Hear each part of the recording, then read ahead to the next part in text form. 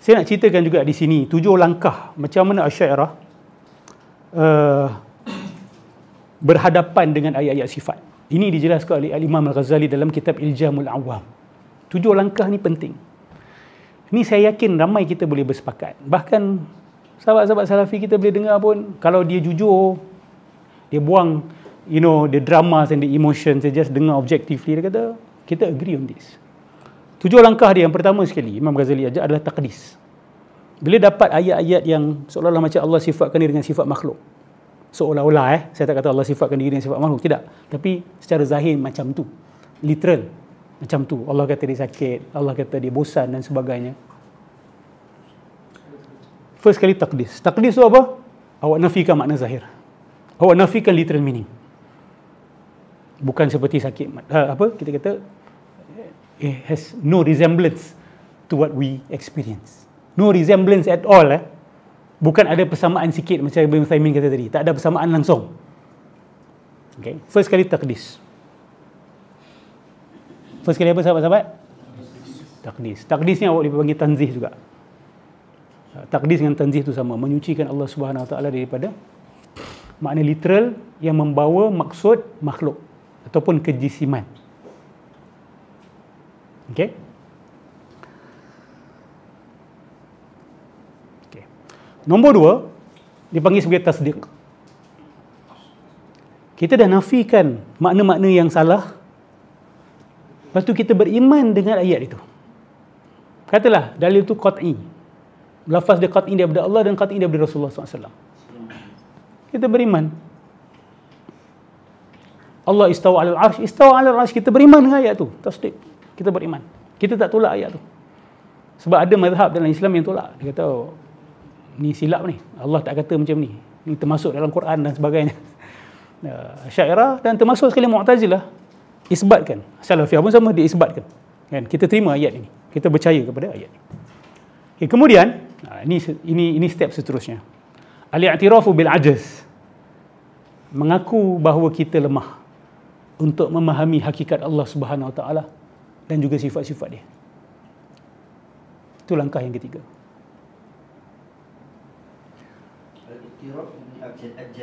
Al-i'tiraf bil ajaz.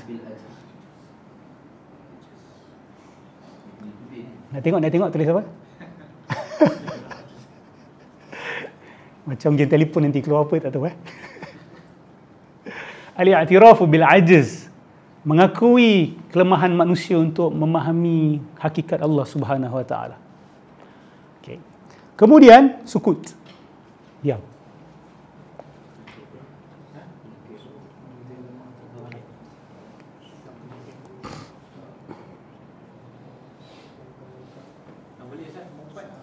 Diam, sukut. Diam ni maksud dia, you don't go around asking people what it meant. Okay, pendirian Imam Ghazali ni sebagai ulama anggap macam ada keras sikit. Sebab Imam Ghazali dia very particular, dia kata kalau orang awam duk pergi go around tanya soalan ni kepada ulama, dia ada 2 masalah. Satu, kau tanya satu benda yang akal kau tak akan boleh gapai. Nombor 2, kalaupun ulama tu nak jawab, dia tak akan mampu untuk jelaskan kepada kau. Oh my goodness. So Imam Ghazali seolah-olah macam dia nak kata ayat-ayat sifat ni hanya orang tertentu je faham, dan dia tidak boleh difahamkan kepada orang lain. Dia hanya satu yang datang begitu saja. It's not something worked on. It is given. So if someone were to ask about it and it's not his or her level to understand it, dia akan bawa mudarat kepada dia. Yang nak menjelaskan pun tak akan mampu untuk jelaskan kepada orang yang tak mampu. Boleh kita kata macam tu juga. Di sini masuk tasawuf tahap tinggi. Di sini masuk tasawuf sunni. Sebab Imam Ghazali percaya bahawa bila kita dah dekat dengan Allah, Allah akan perkenalkan diri dia dengan lebih berbanding kepada orang biasa. Boleh terima benda ni? Of course boleh terima. Mestilah ada special ones yang dapat special things. Takkan kita nak kata, Allah sendiri kata apa? Bila engkau amal, bila engkau buat yang wajib dan buat sunnah, aku akan sayang kepada. Bila aku sayang kepada engkau, aku akan jadi mata kau, aku akan jadi telinga kau, aku akan jadi tangan kau. See, look at his statements. Bila dia cinta, bila dia sayang, dia kata, I will be your eyes, I will be your ears. Oh, how beautiful. Itu masalah dia. Sebab tu kita nak kena terangkan pada masyarakat jalan tengah itu apa. Kita bukan deny benda-benda ni. Kita tahu benda-benda ni ada. We understand, we know and we acknowledge these statements exist. Allah kata, orang macam ni apa dia minta aku akan bagi. Maksud dia special one, Allah sayang betul. Orang-orang macam ni dia tak akan minta suka-suka. Kita salah faham, kita, kalau saya kat tempat tu Ustaz, saya akan minta macam-macam. Itu maksud dia awak belum sampai level tu. Orang yang dah sampai level tu, dia akan doa macam doa-doa Nabi. Umum-umum, bukan minta duit, minta kaya, minta kereta, minta nama. Tak. Minta redha, ya Allah. Jadilah apa nak jadi. Selagi kau redha dengan aku, everything is fine. Selagi kau tak murka kepada aku, is fine. Dia orang punya concern dah beza dengan orang biasa.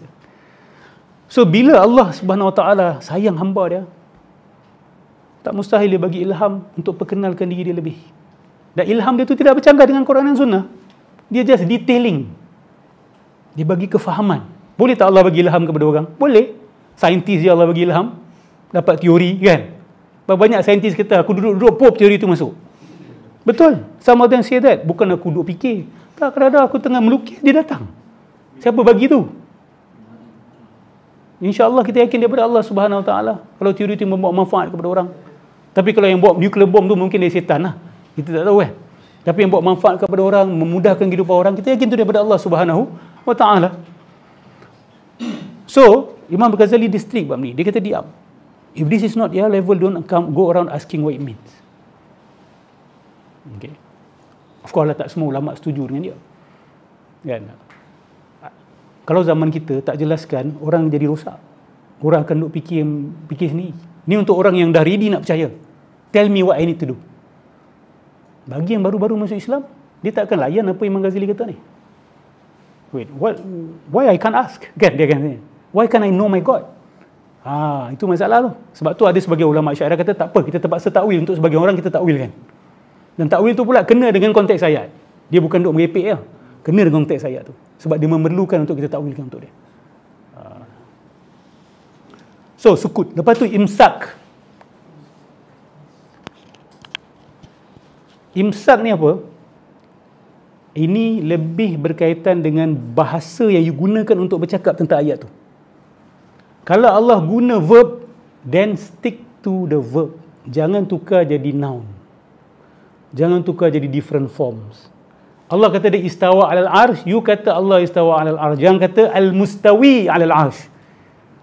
Dia dah jadi isim fa'il. Isim fa'il ni maksud dia noun, verbal noun I'm not sure in English apa dia panggil. Istawa verb, mustawi yang beristawa. So don't even change that. Just stick to it, istawa alal arsh. Jangan kata mustawa atau mustawi alal arsh. Allah bersifat mustawi alal arsh. Allah tak pernah sebut benda tu. Jangan nak tambah-tambah. Kalau kita fikir balik, itu bukan tambahan pun. Tapi bagi Imam Ghazali, stop. Imsak.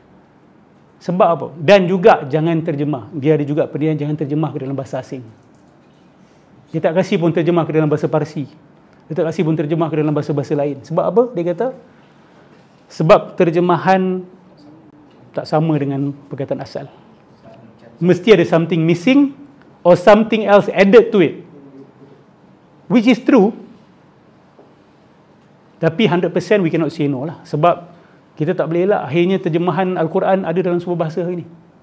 Dulu awak kalau nak tahu banyak ulama tentang terjemahan Quran ni. Dia tak kasih terjemah. Dia kata nak faham Quran baca bahasa Arab. Which ada kita kata ada ground for them to say that so that people take Arabic seriously. Tapi the problem is people just do not want to learn Arabic. So jadi masalah. Dia dah tak belajar bahasa Arab, tak boleh baca Quran, lepas tu tak faham Quran. So ulama terpaksa mengalah, kata we don't have a choice, we have to translate the Quran.